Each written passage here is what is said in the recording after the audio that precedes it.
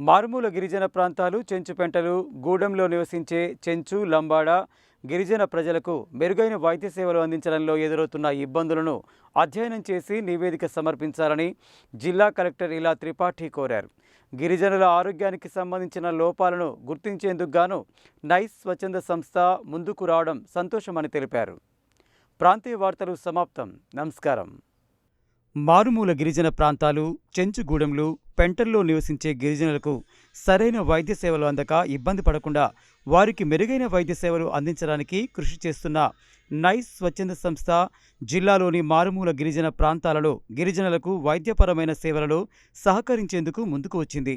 ఈ విషయమై సోమవారం జిల్లా కలెక్టర్ నాగార్జున సాగర్లోని నందికొండ మున్సిపల్ కమిషనర్ కార్యాలయంలో సంబంధిత జిల్లా అధికారులు స్వచ్ఛంద సంస్థ ప్రతినిధులతో సమావేశం నిర్వహించారు.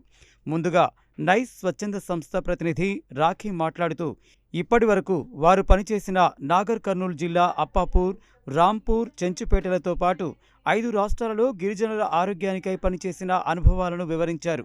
చెంచులు గిరిజనులకు అవసరమైన వైద్య సహాయాలను గుర్తించి వారికి అందించడంలో తమ సంస్థ కృషి చేస్తున్నట్లు వెల్లడించారు.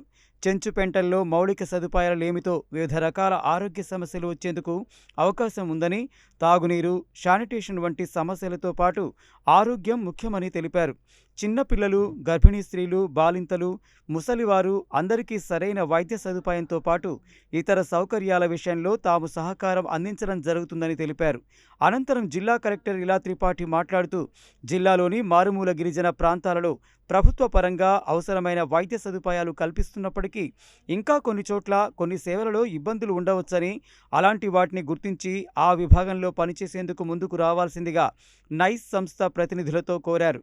ముఖ్యంగా మారుమూల గిరిజన ప్రాంతాలలో నిరక్షరాస్యత, అవగాహన లోపం, మేనరిక వివాహాలు, పౌష్టికాహారం సరిగా తీసుకోకపోవడం, వివిధ జబ్బులకు సకాలంలో చికిత్స తీసుకోకపోవడం, మేనరిక వివాహాల వల్ల యుక్త వయసుకు ముందే గర్భం దాల్చడం, రక్తహీనత తదితర కారణాలతో గిరిజనులు బాధపడుతున్నారని తెలిపారు.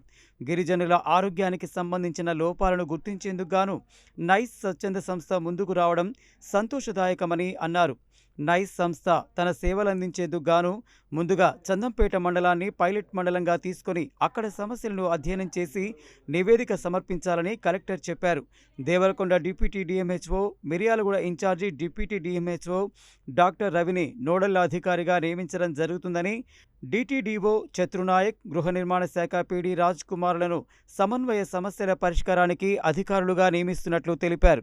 ఈ విషయంపై వారానికి ఒకసారి సమావేశమై చర్చించి తగు నిర్ణయాలు తీసుకునేందుకు సమావేశం నిర్ణయించింది.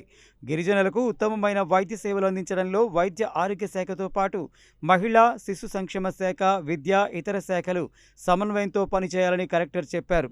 రక్తహీనతతో పాటు ఇతర అన్ని అంశాలపై పనిచేయాల్సిన అవసరం ఉందని, అలాగే ఆసుపత్రుల ద్వారా అందిస్తున్న సేవలపై అధ్యయనం చేసి ఎక్కడైనా ఇబ్బందులు ఉన్నట్లయితే వాటిని గుర్తించి తెలియచేయాలని చెప్పారు.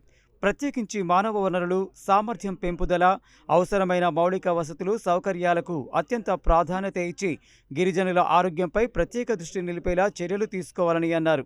Miryalaguda sub collector Narayana Amit, Peddavoora special officer గృహ నిర్మాణ శాఖ పీడీ రాజ్ కుమార్, జిల్లా వైద్య ఆరోగ్య శాఖ అధికారి doctor Putla Srinivas, deputy DMHO doctor Ravi, doctor Kalyan Chakravarthi, జిల్లా గిరిజన సంక్షేమాధికారి చత్రునాయక్, రిచ్ స్వచ్ఛంద సంస్థ ప్రతినిధి రష్మి, జిల్లా సంక్షేమాధికారి కృష్ణవేణి, నందికొండ మున్సిపల్ కమిషనర్ శ్రీనివాస్, ఇతర అధికారులు తదితరులు ఈ సమావేశానికి హాజరయ్యారు.